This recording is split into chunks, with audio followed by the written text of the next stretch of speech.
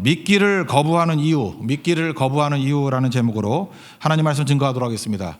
예수님에 대해서 사람들이 설왕설래합니다. 어떤 사람들은 뭐 귀신 들려 미쳤다 이렇게 얘기하기도 하고, 또 반대로 귀신이 어떻게 맹인의 눈을 뜨게 하느냐, 메시아 되는 증거가 눈 뜨게 하는 건데 구약에는 맹인 눈 뜨게 한 게 한 번도 없었다 그랬죠. 이건 메시아의 증거다 이렇게 얘기하면서 논쟁이 벌어지게 되었다라는 것입니다. 20절과 21절 읽겠습니다. 시작.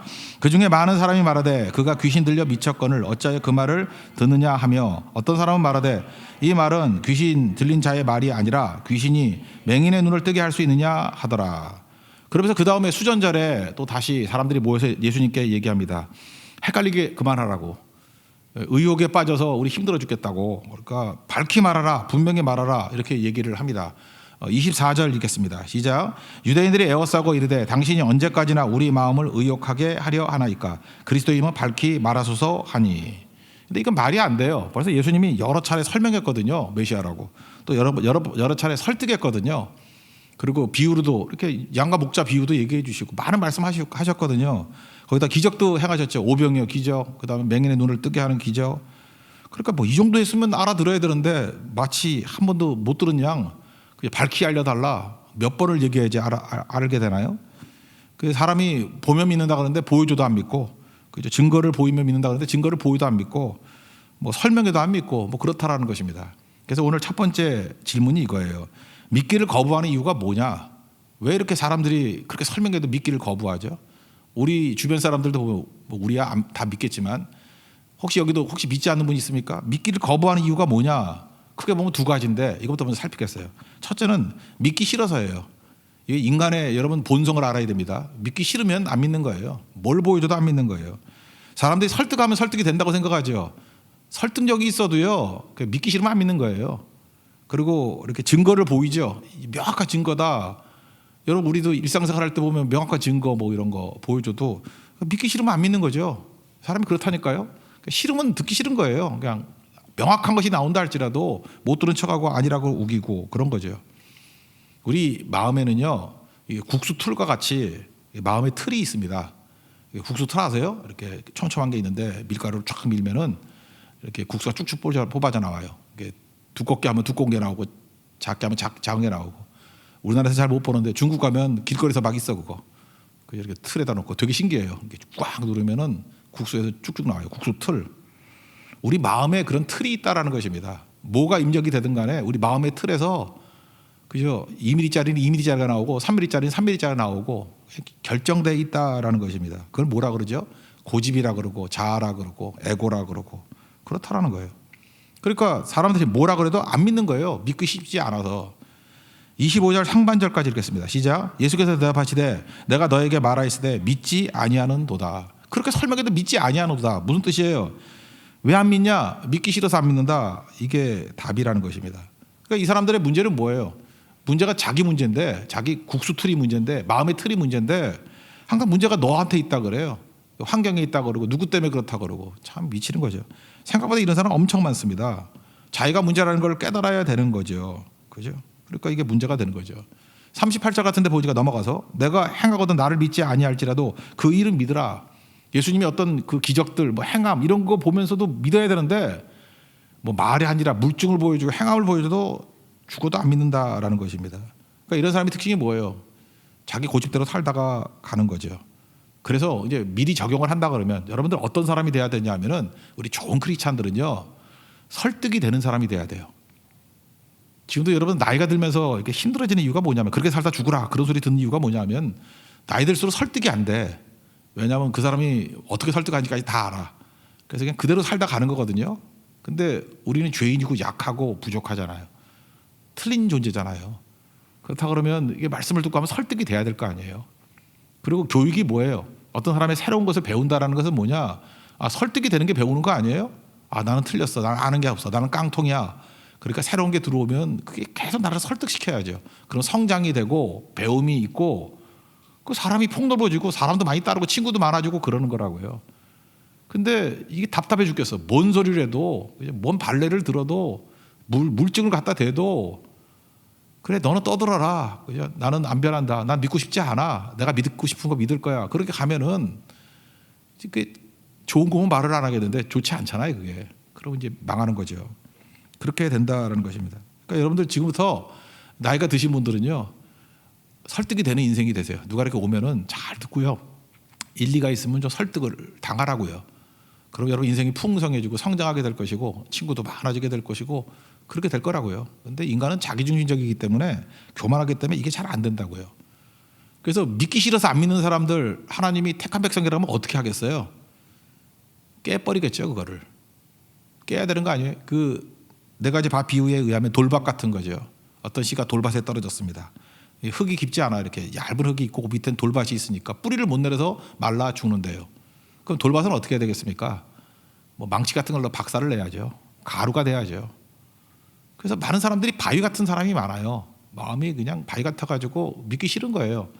그런데 하나님께서 그거를 깨려고 모세 같은 사람은 40년 동안 광야에서 굴렸죠. 그래서 가루로 만들어 버리는 거예요. 가루로. 그래서 하나님의 소유가 되는 거죠. 내 중심이 돼가지고 하나님도 내 소유다, 내 액세서리다 이렇게 생각하는 사람들을 박살을 내서 하나님께 흡수되는 인생, 하나님의 소유가 되는 흡수된다 그랬죠. 하나님의 것을 NIBC, 나는 죽고 예수로 사는 것, 나 다이 버 크라이스트, 그렇게 살기를 원하신다라는 것입니다. 이거를 요한복음 3장 표현은 뭐라고 표현했죠? 거듭남, 두 번 태어났다. 무슨 얘기예요? 죽었다는 거지 뭐. born again, 또는 위로부터 태어났다. 땅으로 태어난 게 아니라 땅의 사람은 죽고 하늘의 사람이 산다는 거 아니에요. born from above, 뭐 두 가지 다 해석할 수 있는 건데, 거듭남, 위로부터 났다, 공통점이 뭐예요? 첫 번째 사람은 죽어야 된다는 거 아니에요. 그죠? 죽어야 된다. 죽지 않으면 그 국수 틀이 그대로 있다니까. 그 틀 그대로 나오니까 그 못 고쳐요 그거. 그래서 이런 사람들을 보면은 참 안타깝죠. 왜냐하면 깨지는 시간이 있기 때문에 본인도 아파요. 엄청 아파. 광야에서 깨지는 게 뭐 쉽지 않죠. 가루가 되는 게 뭐 쉽겠어요. 본인 맨날 눈물 흘리고 힘들어하고 그래요. 그럼 뭐라 하지? 약간의 개고생이야. 그냥 시간 낭비하고. 그러니까 하나님 앞에서 길지 않은 70년 80년 인생인데 저 쓰임받고 좀 영광스럽게 쓰임받고 살면 얼마나 좋겠어요. 근데 그 깨지는데 한 60년, 그러다가 뭐 한 5년 10년 쓰다가 가고 그런 경우도 되게 많아요. 또 거기다가 또 몇 번 또 슬럼프 오면 그 몇 년 쓰임받아? 그냥 1, 2년 쓰임받다가 가버리는 인생. 그러면 안 되겠죠. 첫 번째 이유가 그거예요. 믿지 않는 이유가 뭐냐? 믿기 싫어서예요. 왜? 내 마음이 돌 같은 마음, 에고가 너무 강하기 때문에. 답은 뭐죠? 하나님께서 사랑하시는 종이라 그러면 깬다니까요. 가루 되는 거. 그래서 믿게 되는 거죠. 두 가지인데 또 한 가지는 믿지 않는 이유가 뭐냐? 성경은 이렇게 얘기해요. 내 양이 아니기 때문에 그렇다. 내 양이 아니기 때문에 그렇다. 25절, 26절, 25절 하반절부터 읽겠습니다. 시작. 내가 내 아버지의 이름으로 행하는 일들이 나를 증거하는 것이거늘 너희가 내 양이 아니므로 믿지 아니하는도다. 참 무서운 얘기예요. 이거는 우리가 쉽게 이해하기 쉬운 얘기는 아닌데, 이런 걸 뭐라 그러죠? 하나님의 예정, 선택했다. 하나님께서 우리를 만세전에 우리를 택해 주셨다. 그래서 뭘 해가지고 양이 되는 게 아니라 그냥 하나님의 양이 된 거예요. 된 거. 이게 로마서 8장 29절 30절의 표현에 의하면 하나님께서 우리를 미리 아셨대요. 만세전에 미리 아셨고 또 우리를 미리 정하셨답니다. 그러니까 미리 아셨다. 이게 택함이고, 그 다음에 미리 정하셨다. 그럼 예정된 선택이죠. 선택. 이게 그리고 미리 정하신 그들을 또한 부르시고, 부르신 그들을 또한 의롭다 하시고, 의롭다 하신 그들을 또 영화롭게 하셨다.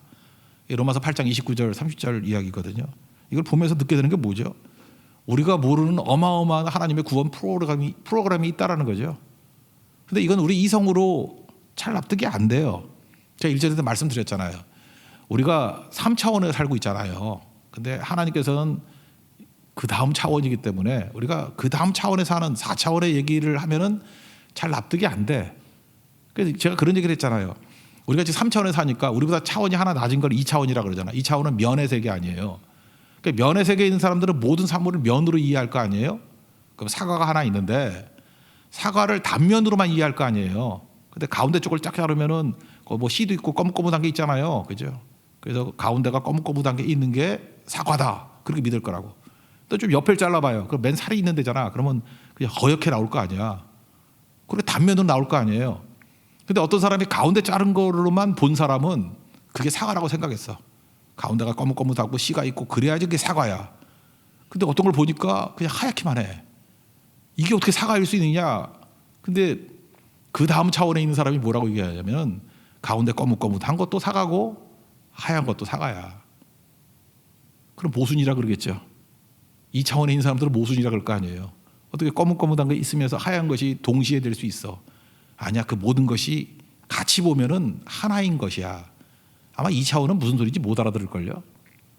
하나님 차원에서 뭐하고 똑같으냐 하면 우리가 이 예정론 또는 뭐 선택 이런 걸 갖다가 헷갈린다는 이유가 뭐냐. 우리는 시간 속에 살아가잖아요. 시간도 피조물인 거 알죠?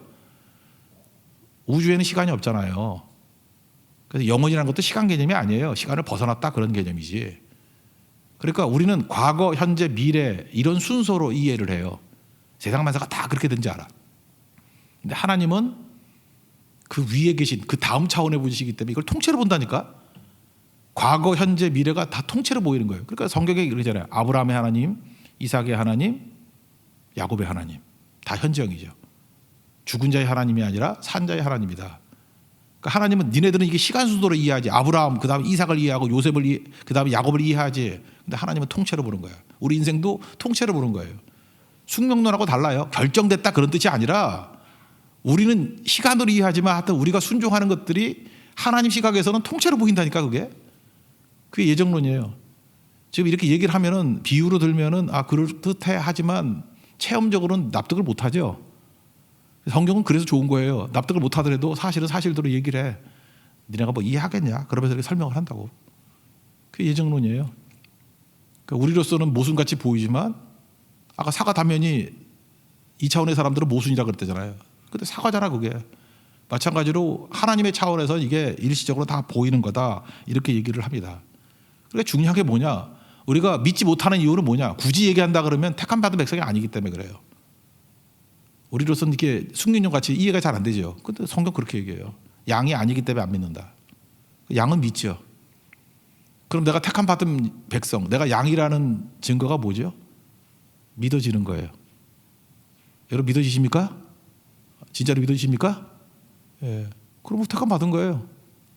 근데요, 무슨 물증 아니라 물증 할아버지를 갖다 줘도 안 믿어지는 인간들이 있어. 그러면 둘 중에 하나야. 더 깨져야 될 사람 아니면은 참 무서운 얘기지만 그 택함 받은 백성 아니에요. 양이 아니라고. 양이 아닌 사람들은 죽었다 깨라도 안 믿어져. 그런 거 되게 많아요. 아무리 해도 안 믿어지는 사람이 있어. 저는 그래서 저건 택함 받은 백성이 아니다 그렇게 생각을 했어요. 나중에 보니까 장로님들 이때 하여튼 나 미치겠어 진짜. 그래서 속단하면 절대로 안 된다. 잘 믿더라고요 그분에. 내 눈에서만 안 보였던 거, 안 믿었던 거야. 나는 분명히 얘기했지. 저건 양이 아니야. 나 단정했어요. 저건 염소야. 딱 그랬는데 가봤더니 껍질 하나 벗겨니까 양이야. 그러니까 인간은 알 수 없어요, 그죠? 이게 하나님만 아시는 거기 때문에 이거 갖고 누구 정죄하라는 얘기가 아니에요. 지금 하나님께서 우리에게 지금 그랜드 플랜을 보여주고 있는 거예요. 믿지 않는 이유는 뭐냐면 믿기 싫어서 하나고 또 하나는 양이 아니기 때문에. 니네는 구분 못해 그거. 구분 못해요 우리가. 그렇지만 이 설명을 해주고 있는 거라고. 믿지 않는 이유는 이런 것 때문이라고. 그래서 굳이 믿지 않는다 그러면은 믿기 싫어서 안 믿는 게 더 좋죠. 그 사람은 작살나 하면 믿어. 근데 양이 아닌 거는 작살이 나도 안 믿어. 그건 모르지만 우리는 알 수 없어요. 예, 그런 말씀이라는 거예요. 근데 우리는 이거 갖고 헷갈릴 필요가 없고 믿어지잖아요. 그러니까 감사하고 찬송하는 거지.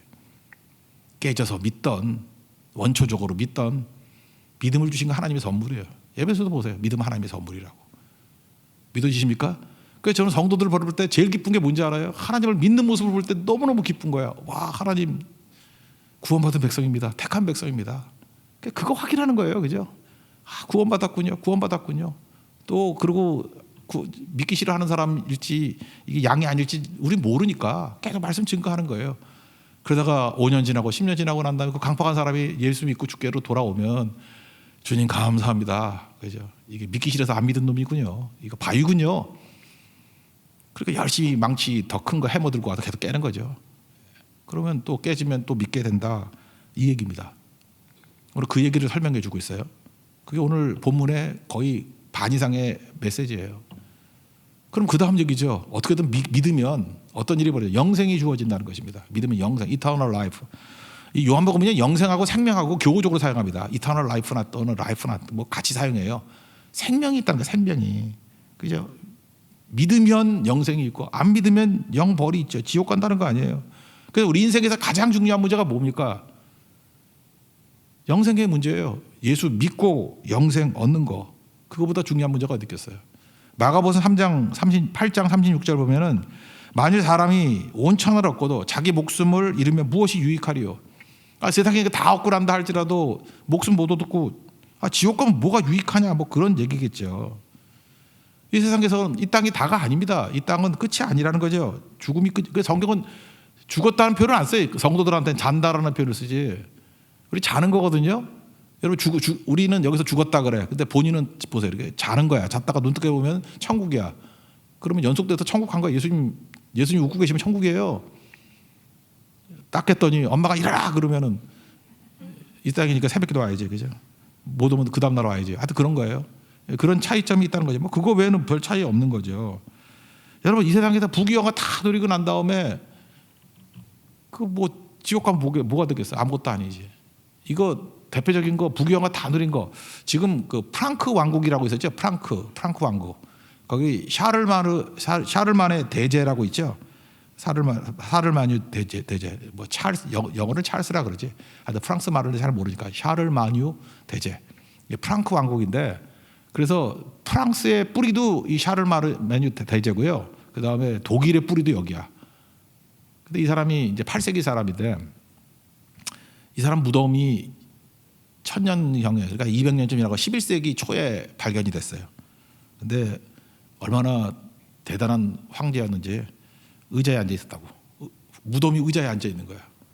그리고 이렇게 황금으로 해가지고 그러니까 뭐 미이라 같이 된 거죠. 근데 200년 정도 지났으니까 그게 그대로 있더라는 거예요. 그죠? 이게 교회 지하실 같은데 이렇게 무덤 만들어 놓은 거니까. 그랬더니 특징이 뭐냐? 그거 여러분들 인터넷 같은데 찾아보면 나와요. 그 샤를만의 대제 그 그림 그거 보면 나올 거야. 내가 봤으니까 여러분들 찾을 수 있을 거예요. 보면은 한 손을 이렇게 들고 있고요. 한 의자에 앉아 있는데 무릎에는 성경책이 있고 그 다음에 손가락이 거기 지적하는 게 있어요. 근데 그 말씀이 뭐냐면 마가복음 8장 36절이래. 사람이 만약 온천을 얻고도 자기 목숨을 잃으면 무엇이 유익하리요? 그러니까 유럽에 있어서 뿌리가 되는 우리 지금 광개토대왕 정도 되는 거예요, 그죠? 대단한 황제가 있는데 샤를만의 대제. 근데 그렇게 많은 걸 가져봐야 그 사람이 무덤에서 말하고자 하는 게 뭐예요? 천국 못 가면 그 무슨 영생 못 얻으면 뭔 소용이 있냐 그런 얘기겠죠. 여기 뭐 대충 보니까 넉넉 잡고 한 50쯤 되는 분이 좀 연장자인 것 같네. 50쯤 되셨죠? 50쯤. 미안해요. 나이 알려줘서. 50쯤 되셨죠. 한번 생각해봐요. 이제까지 살아왔던 일들 이렇게 돌이켜 보면은 뭐 했어요 인생에서? 그냥 어려서부터 뭐 이렇게 음악 하고 다녔으니까 뭐 외국 많이 다녔대. 그러니까 여행 다닌 거, 원더를 했던 거 돌이켜 보면은 남들게 뭐 있어요? 그냥 희미한 기억들밖에 없어. 그게 인생이에요. 50년을 살아봐도 실제로 이렇게 돌이켜 보면은 몇 개 없어. 그냥 뭐 우리 뭐 서울 사는 사람들은 수영장도 많이 못 가잖아. 해수욕장도 많이 못 가잖아. 해수욕장 가족들끼리 한꺼번에 가기가 쉽지 않거든. 그러니까 어떤 때 한번 갔던 거 뭐 몇 가지 그런 기억. 뭐 외국 가가지고 뭐 기억도 안 날 걸. 뭐 어디 가가지고 우린 선교 많이 갔으니까 뭐 선교 기억. 그러니까 흐릿한 기억밖에 남는 게 없어요. 그게 인생이에요. 거기서 뭐 잘 살면 뭐하고 이런 황제들 뭐 샤를만의 대제 이런 사람도 똑같다고요. 돌이켜 보면은 흐릿한 기억 몇 개밖에 없는 거예요. 근데 천하를 얻고도 생명 잃으면 목숨 잃으면 뭐가 유익하겠냐고. 우리 인생에서 영생만큼 중요한 것이 없죠. 어떤 성도인데 죽음을 앞두고 이렇게 이제 곧 죽는다라는 선고를 받았어요 의사한테. 그때 이분이 되게 담대하더라고 겉으로는. 그래서 약간은 좀 논란적이래요. 자기 인생에 후회가 없대. 나는 그 소리 처음 들어봐서 자기 인생에 후회가 없대. 그러면서 가보고 싶은 거 다 가보고 여자분인데 가보고 싶은 거 다 가보고 먹고 싶은 거 다 먹어보고 해보고 싶은 거 다 해봤대 자기. 크리스찬이 있다 이 소리를 해. 다 해봤대. 그래서 속으로 맛집 유튜버인가 먹을 거 다 보고 뭐 여행 유튜버인가 꼭 유튜버 같은 얘기를 하고 있어. 자기 다 해봐서 후회가 없대. 아니 크리스찬이 이런 소리 하면 어떡해. 난 예수님 믿고 성교하고 이제 말씀 복음 증거하고 이제 주님 앞에 설 생각을 하니까 기쁘다. 그래서 후회가 없다. 뭐 이런 식이 나와야지. 해볼 거 다 해보고 먹을 거 다 먹어보고 갈 때 다 가봐서 후회가 없다니. 그분 그러다가 마지막 진짜 죽을 때가 되니까 죽을 때니까 사색이 됐겠지. 사색이 되고 막 두려워 떨면서 죽었다라는 소식을 들었어요. 내가 본 적은 없고. 이거 엉터리로 든 거지. 이게 뭐야 이게. 여러분 인생이 그래요. 하나님 앞에 설 준비해야죠. 그거 안 하면 뭔 의미가 있겠냐고. 아무것도 아니지. 그죠? 그래서 예수님 믿으면 어떤 일이 벌어져? 영생이 있어요. 영생이. 죽음이 끝이 아니고 건널목이라니까. 우리 70년 80년이잖아요. 뭐 인생. 근데 영원이라는 거는 무한대 아니야. 무한대. 영원한. 그 세계가 기다리는 이거 뭐 점에 불과한 거지. 점에. 그럼 점 같은 인생에 뭐 잘 먹고 잘 살고 뭐 돌아다녀봐야 몇 개국이나 돌아다녔고 먹어봐야 몇 가지나 먹었겠어. 해볼 거 다 해봤다고 뭘 해봤다고 지가. 그래서 후회가 없다고? 제일 큰 후회는 지옥 가는 걸걸. 영벌인데 벌 받는 게 영원한 건데. 28절 29절 읽겠습니다. 시작. 내가 그들에게 영생을 주노니 영원히 멸망하지 아니할 것이요 또 그들을 내 손에서 빼앗을 자가 없느니라. 그들을 주신 내 아버지는 만물보다 크심에 아무도 아버지 손에서 빼앗을 수 없느니라. 그러니까 믿음이 왜 중요해요? 믿어야 영생이 있다니까요. 이거 빼앗기지 않는 그런 것이라는 것입니다. 이게 정말 중요한 거죠. 그래서 여러분들 항상 우리 크리스천들이 이렇게 생각해야 돼요. 끝을 생각하고 살아야 된다니까. 이 땅에서의 끝. 그러니까 이 땅에서 충성 다하다가 이제 천국 가야 되잖아요. 예수님 품으로 가야 될 거 아니에요. 그러면 죽음을 준비하고 살아가야지. 죽음을 준비해도 우리 죽음이 두렵지 않죠. 왜요? 부활이 있기 때문에. 우리 죽음이 두렵지 않아요. 근데 어떤 사람은 준비를 안 하다가 죽는 게 아니라 죽임을 당하는 사람이 있어. 어떤 사람은 그래. 자기 죽을 줄 몰랐대. 근데 어영부영 놀다가 죽음을 당해. 이 수동태가 맞는 거야. 죽음을 당하는 인간들이 있어. 막 당해 죽음을. 막 당황해 하면서 이럴 줄 몰랐다고. 그것도 특별히 세상에서 막 출세하고 열심히 살고 잘 나가고 유명한 사람들이 되게 이럴 때가 많아. 바쁘게만 살다가 한 번도 생각이 없어서 믿음 생각이 없고 하나님 생각도 없고 죽음 생각도 없고 죽음을 당해. 그런 걸 졸지에 그래. 졸지에. 졸지에 가는 거예요. 얼마나 당황하는지 몰라요. 사도 바울은요. 스데반의 죽음 앞에서 그걸 봐서 그런지 몰라지만 평생을 죽음을 생각하며 살았어요. 그래서 고린도전서 15장 부활장 31절 32절 보니까 나는 날마다 죽노라. 무슨 얘기예요? 나는 날마다 죽음을 생각하며 산다. 그 얘기 아니에요. 나는 날마다 죽노라. 오늘 죽어도 당장 죽어도 아무렇지도 않아요. 이상하지 않은 거예요. 우리는. 나는 날마다 죽노라. 그러면서 이렇게 얘기하죠. 그 반대 불신자들 얘기를 이렇게 해요. 죽은 자가 다시 살아나지 못한다면 내일 죽을 터이니 먹고 마시자. 불신자들 그런다는 거예요. 부활을 안 믿으니까 내일 죽을 터이니까 먹고 마시자.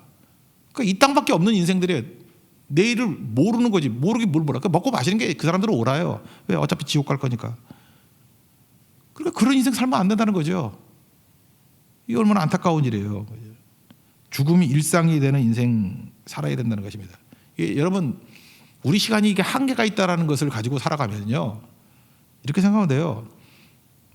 진짜를 찾아 헤매게 돼 있지.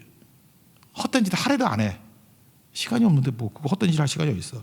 소중한 것, 귀중한 것 그거 집중하고 그 다음에 인생 길지도 않았는데 뭐 이렇게 싸질러주고 하려 안 그래요. 다 소모품이라니까. 돈도 소모품, 시간도 소모품, 고난도 소모품. 그러니까 이게 이 죽음 앞에 죽음이 언제든지 올 수 있다라는 거, 하나님 앞에 서야 된다는 걸 아는 사람은요, 고난 회피 인생 안 살아요. 고난은 피하는 게 아니야. 고난은 소모품이라니까요. 주를 위해서 고난 당하는 게 영광스러운 거 아니에요. 고난도 막 써가면서 고난 당하면 어때? 그래서 좁은 길 가요. 일부러 고난 있는 길 막 가. 그래 또 상급도 크지 하나님 앞에서 할 일이 있지. 그래서 편한 길 안 가요. 편한 길 하고 유럽 여행 갈래, 뭐 네팔 선교 갈래 그러면 다 네팔 선교가. 왜 그래요? 그 힘들어도 고난스러워도 그거 하는 거죠. 그래서 주님 앞에 서는 거 아닙니까? 그게 믿는 자의 삶이죠. 크리스천들에게 돌아가실 때 그런 얘기를 해요. 특별히 그 예수 잘 믿는 분인데 그분도 여자분이에요. 물어요. 목사님 어떻게 하면 구원받죠? 몰라서가 아니에요. 그분 확인하고 싶어서. 예수님의 십자가 믿으면 구원받습니다. 권사님 믿으시잖아요. 아멘 해요. 그래서 다시 한번 물어봐 달래요. 그래서 제가 요한복음 3장 15절 16절 읽어드렸어요. 그를 믿는 자마다 영생을 얻게 하려 하심이라. 그 예수님 믿습니까? 예, 믿습니다. 영생 얻었네요. 요한복음 3장 16절 그 다음 절입니다. 하나님이 세상을 이처럼 사랑하사. 그 권사님 이름 넣었어요. 하나님께서 누구누구 권사님을 이처럼 사랑하사 독생자 예수를 주셨으니 이는 그를 믿는 자마다 멸망하지 않고 영생을 얻게 하려 하심이라. 믿죠? 믿습니다. 영생 얻었죠? 아멘. 그러고 가셨어요. 그거죠. 그러니까 확인할 건 그거예요. 그래야 후회 없는 인생이죠. 어떤 조건이든 간에 예수님 믿으면 영생이 있습니다. 여러분 믿습니까? 영생 얻는 거 이거보다 중요한 게 어디 있어요? 이건 뭐 최고죠, 최고. 그러니까 오늘이라도 당장 이 문제 해결하고 있으면은 그러니까 죽음이 일상이 돼요. 나는 날마다 죽노라. 그래서 여러분 밤에 주무실 때 이거 내가 죽을 수도 있다 생각하고 가야 돼요. 그러니까 우리 맨날 좋은 청지기 부르잖아. 잠 깨니 세상이면 예배드리고 잠 깨니 예수님이면 천국이라고. 그 날마다 죽는 거예요. 날마다 죽는다는 게 뭐예요? 날마다 죽음 앞에서 묵상하고 살아간다 이런 거죠. 그 독일 사람 두 사람 소개하고 설교 마칠게요. 삶과 죽음에 대해서 묵상했던 두 사람이 있어. 하나가 신학자인 폴 틸리라는 사람이고 2차 대전 그때 있던 사람들이에요. 폴 틸리. 신학을 한 사람은 뭐 잘할 거예요. 또 한 사람이 우리 선한 능력으로 그 차장 그 썼던 옥중서실에 썼던 디트리트 보네퍼 동시대 사람이에요. 폴 틸리 이 사람은 이제 실존주의 철학자로도 유명해요. 근데 실존주의 신학자라 그러죠. 어려운 얘기지만 그래도 간단히 소개해 줘야 될 거 아니에요. 이 사람이 뭘 주장했는지. 이 사람이 말하는 개념은 존재 비존재야. 존재 비존재. 말이 어려워요. 존재는 삶, 비존재는 죽음. 하여튼 독일 녀석들은 이상해. 그냥 삶과 죽음 그러면 될 것 같고 존재 비존재 이렇게 어렵게 만들어. 이해됐죠? 인간이란 게 뭐냐? 존재와 비존재 사이의 그 무엇이래. 그거 당연한 얘기지. 삶과 죽음 사이의 그 무엇. 그게 인간이래. 그 쉬운 얘기를 이렇게 어렵게 얘기하는지 모르겠어. 근데 인간의 실존이 뭐냐? 그러니까 인간의 실존적인 모순이 뭐냐면 언제 죽을지 모르는 거래. 존재가 비존재를 포함하고 있대. 말이 어려운 건데 살아가면서도 항상 언제 죽을지 모르는 이런 마음이 있죠. 그러니까 존재가 비존재, 죽음을 항상 이렇게 포함하고 있다. 언제 죽을지 모르는 위험 속에 있는 거. 그게 인간이라는 거예요. 인간. 그래서 위협을 받고 있대. 비존재의 위협을 받고 있대. 뭐 어려운 얘기지만 그 정도 하면 알겠죠. 도덕 시간 수준 정도만 합시다. 죽음의 위협을 극복하는 힘이 있대. 이제 해답이 나오는 거죠. 그게 존재하고자 하는 힘이래. 참 말도 힘들어. 그러니까 생의 힘, 존재하고자 하는 힘. 이걸 폴 틸리는 존재의 용기라고 했어요. 다 몰라도 돼요. 쉽게 얘기하면. 내가 이 땅을 살아갈 때 이 삶에 의미를 주고 힘을 주는 거는 내 의지라는 거야. 의지하고 용기. 그러니까 존재 용기, 의지. 내가 열심히 살아야지. 이를 악물고, 그죠? 정신 차려야지. 정신이 또 하사불성, 뭐 이런 식으로 극기 뭐 이렇게 써놓고 그러면 된대. 뭔 소리인지 알겠죠?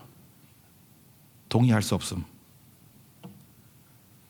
저도 본 적은 없어요. 근데 폴 틸리 죽을 때 되게 두려워하면서 죽었대. 누가 그러더라고. 증명할 길은 없어요. 거의 유튜브 수준의 얘기인데 하여튼 그런 게 있더라고. 이게 폴 틸리야. 폴 틸리. 오늘 본문 31절부터 39절까지 얘기 제가 오늘 설교 별로 안 할게요. 예수님께 논쟁하고 예수님이 뭐 인성이냐 신성이냐 이러고 돌로 치르는 사람들 뭐 신성모독이냐 아니니 제가 31절에서 39절까지 쭉 읽으면 느끼는 게 그냥 폴 틸리 같은 느낌을 받았어. 존재니 비존재니 이러면서 쓸데없는 탁상 공론을 하고 있어요. 설교 안 할게요. 그건 별 얘기 아닌 것 같아. 쓸데없는 얘기. 동시대에 폴 틸리의 동시대에 디트리트 보네퍼가 있었어요. 이 사람도 비슷한 정도의 똑똑한 사람이에요. 이 사람도 독일 사람이니까 또 말을 어렵게 했어. 죽음은 우리 크리스찬의 죽음은 자유에 이르는 향연이다. 하다 말은 어렵게 해놨어. 그러니까 자유에 이르는 축제라는 거예요. 축제. 자유가 뭐냐? 우리는 요한복음을 배웠기 때문에 요 정도는 알 거예요. 8장 32절 보니까 진리를 알지니 진리가 너희를 자유케 한다. 이 진리는 예수님으로 치환하면 된다 그랬죠. 예수를 알지니 예수가 자유케 한다. 그렇다 그러면 보네포의 얘기를 이해할 수 있겠죠. 죽음은 예수님 때문에 주시는 자유에 이르는 향연이라고. 그러니까 예수님 믿고 난 다음에 완전한 자유, 묶였던 것이 풀려나는 해방되는 자유를 누리는 게 그게 죽음이라고. 그러니까 우리식으로 크리스찬식으로 얘기하면 뭐예요? 천국의 기쁨이라는 거죠. 죽고 난 다음에 예수님 품에 안기는 스데반과 같이 하나님 보좌 우편에 서서 환영하는 그 자유를 향해서 묶였다가 자유를 향해서 가는 그 기쁨이라고. 하여튼 얘네들은 말을 되게 어렵게 해요. 그러면서 이 땅에서 삶의 의미는 뭐냐면 그 최고의 향연을 향해 나가기 위해서 훈련받고 고난받고 자유를 훈련하는 자이다 이렇게 얘기를 했어요. 그러니까 이 땅에서의 모든 삶은 뭐예요? 마지막 그 자유의 완성을 향해서 나아가는 모든 치료해야 될 대가들이라는 거죠. 그러니까 제가 맨날 설교하는 그거예요. 다 소모품이거든. 시간도 소모품이고 시간 쓰고 돈 쓰고 고난까지 써가지고 그저 그 천국을 향해서 나아가는 모습이 돼야 된다. 이런 거였다고요. 그래서 그가 뭘 했느냐? 실제로 뭘 했느냐? 이거예요. 동시대 사람이라 했지. 폴 틸리하고 둘 다. 당시에 나치가 있었습니다. 히틀러. 유태인 학살하고. 근데 독일 교회 95%가 히틀러 지지했어요. 교회가 말이 안 되죠. 제가 지금 많이 잡은 거예요. 95%라고. 어떤 사람은 99%라는 말도 있어. 하여튼 전부 다 그걸로 갔어요. 근데 보네포가 소속된 걸 고백교회라 그러는데 많이 잡으면 5%, 작게 잡으면 1%. 거기만 히틀러에 대항했어요. 저거 아니라고. 하나님 말씀하고 맞지 않는다고. 그래서 핍박당하고 막 그랬어요. 근데 보네포는 한술 더 떠가지고 저런 미친놈이 운전대 잡으면 나라 망한다. 그래서 암살단에 들어가서 히틀러 암살하는데 들어갔다고. 잡혀가지고 수용소에 있다가 뭐 옥중서신 쓰고 이렇게 글 쓰다가 39세에 죽었죠. 순교죠, 순교. 39세에 순교했습니다. 그런데 그가 그렇게 했던 결정의 이유가 뭐냐? 우리 삶의 자유를 향한 향연이기 때문에 그 전에 하나님께 내게 주신 사명을 이루기 위해서 고난 당하고 심지어 순교하고 죽는 것이 그게 축복이다 이렇게 생각했기 때문에 그렇다는 거예요. 이 사람들 두 사람 다 공통점이 있어요. 2차 대전 때 미국 뉴욕에 유니언 신학교라고 있거든요. 유니언 신학교에 둘 다 교수로 초빙을 받았어. 워낙 똑똑하니까. 폴 틸리는요 스타 강사였어요. 당시가 실존주의 시대니까 뭐 프랑스는 샤르트르 있고 뭐 이럴 때니까 폴 틸리도 미국이 원래 학문적으로 좀 이렇게 꿀리잖아. 그래서 폴 틸리가 왔다 그러니까 대단한 미국의 철학자로, 미국의 신학자로 이렇게 막 내세워 줄 때야. 그래서 타임지 표지 인물까지 됐어요. 폴 틸리. 되게 영광스럽죠. 표지 인물까지 되고. 그래서 폴 틸리는 미국에서 잘 먹고 진짜 잘 살았어. 독일에서 망명하길 잘했지. 잘 살았어요. 그때 동일하게 보네포도 유니언 신학교 교수로 초임받았다가 한 1년인가 내 기억에 1년인 것 같아. 나치 난리 핀다는 소리를 듣고 귀국한 거예요. 미국의 편안한 삶 다 포기하고 귀국한 거예요. 그리고 투쟁하다가 39살에 죽었다니까. 이 사람도 천재인데. 지금 우리가 영생을 가지고 믿음의 영생을 받는다 그러면서 이 땅을 살아갈 때 그 내용들을 지금 설명해 주고 있는 거예요. 그때 보네포 왜 갔냐 그럴 때 그런 얘기를 해요. 독일 교회 저렇게 놔두면은 분명히 히틀러 망할 건데 히틀러 망하고 난 다음에 교회 뿌리가 어딨냐고.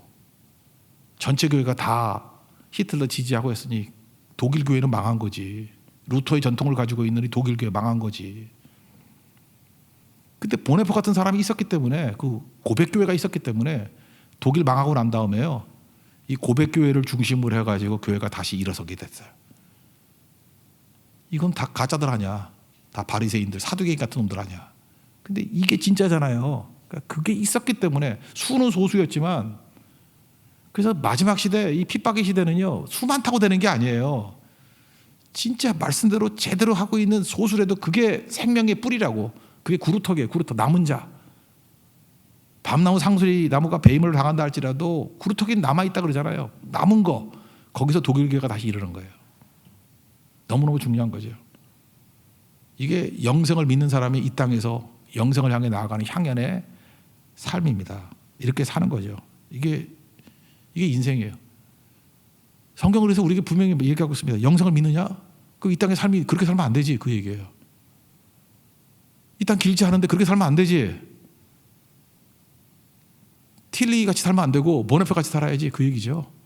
이거 보나 말하죠. 이렇게 사는 거예요. 이렇게 사는 거. 이 땅을 살면은 우리가 이래저래 의심이 있어요. 우리 뭐 죽음 그래도 뭐 두려움이 있고 그러잖아요. 특별히 믿음과 의심에 관심이 많았던 사람이 종교개혁자들이거든. 루터 칼빈 다 이런 사람들이에요. 근데 루터 칼빈이 막 투쟁을 하면서 나는 믿는데 이게 의심이 생기는데 어떡하지? 의심을 뭐 나쁘다 그러지 않았어요. 의심을 이겨나가야 된다고 했다. 의심의 구름을 딛고 나가야 된다고 생각했어요. 근데 의심을 딛고 나가서 이기는 방법이 뭔지 알아요? 그들이 내린 결론들이 순종이에요. 보네포라고 의심이 없었겠어? 의심이 있었겠죠. 근데 그 의심이 사라지고 확신 가운데 거하게 되는 방법이 뭐였냐면 순종이라고. 미국에 있을 때 의심이 되는데 독일 가서 말씀대로 고난받고 순교 자리까지 나가니까 확신이 오더라는 거야. 확신이. 이거는 뭐하고 똑같으냐 하면 사도행전 5장 32절을 보니까 자기에게 순종하는 사람들에게 주신 성령도 그리하니라. 누가 성령 줘요? 순종하는 자에게 성령을 주신다고.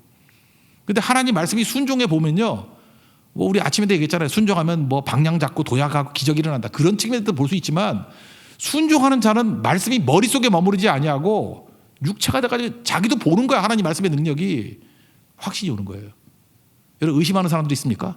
방구석에 처박혔으니까 의심이 되는 거야. 현장에 가서 말씀대로 살아보십시오. 고난 딛고 부딪혀 보라고요. 그래서 이번에 뭐 제주 성교만 갔다 오신 분들만 해도 막 영이 살아나잖아. 왜 그래요? 순종했기 때문에 그래요. 현장에 갔기 때문에 그래요. 하나님이 어떻게 역사하시는지를 봤기 때문에 그렇다고. 그럼 의심은 다 이길 수 있다라는 거예요. 의심이 있는 사람들 둘 다 의심이 있어요. 보네포 같이 살면은요 의심이 사라져요. 폴 틸리 같이 살면 의심 투성이. 아까 얘기했잖아요. 죽을 때 두려워 떨면서 죽었다고. 어떤 길을 살아가시겠습니까? 이 땅에서 우리가 영생을 향해 가는 백성들이 믿음 가지고 사는 거 아니에요. 의심이 올 때마다 뭘 강화시켜야 돼요? 물론 기도하고 하나님의 성령의 능력을 구하는 것도 맞아요.